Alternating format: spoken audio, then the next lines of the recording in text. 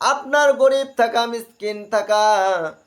আপনার জন্য দুর্ভাগ্যের কিছুই নয়, বরং আপনার হলো সৌভাগ্যের বিষয়। আপনি গরিব আছেন, আপনি মিসকিন আছেন, আপনি যদি কালেমে শাহাদা পাঠ করতে পারেন, আর এই কালেমার উপর আপনি যদি অটল থাকতে পারেন, 5 ওয়াক্ত সালাত জামাতের সহিত আদায় করতে পারেন, আর যদি আপনি সময় মতো সালাত আদায় করতে পারেন, রমজান মাস আসলে রমজান মাসে সিয়াম পালন করতে পারেন, আর যদি আপনি করতে পারেন যে আল্লাহর কোরআন পড়ে পড়ে আমল করতে পারেন,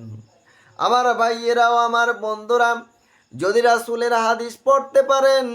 তার উপর আমল করতে পারেন, তাহলে আপনার জন্য সৌভাগ্যের বিষয়, আপনি হইলেন জান্নাতি।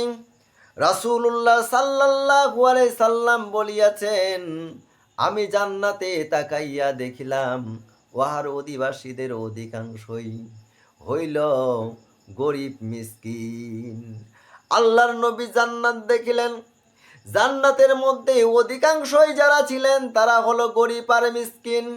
ওই সব গরিব, ওই সব মিসকিন যারা কালেমায়ে শাহাদা পাঠ করেছে, কালেমায়ে শাহাদাতের উপর অটল ছিল, মৃত্যু পর্যন্ত কোনোদিন ঈমান হারা হয় নাই, নামাজ কায়েম করেছে, নামাজ কোনোদিন ছাড়ে নাই, রমজান মাসের সিয়াম পালন করেছে, কোনো সিয়াম তাদের জীবন থেকে ছুটে যায় নাই, এবং কি আল্লাহর কোরআন পড়ে পড়ে সাধ্য অনুযায়ী আমল করেছে, রাসূলের হাদিস শুনে পড়ে সাধ্য অনুযায়ী আমল করেছে, ওই সব গরিব মিসকিনরাই জান্নাতি।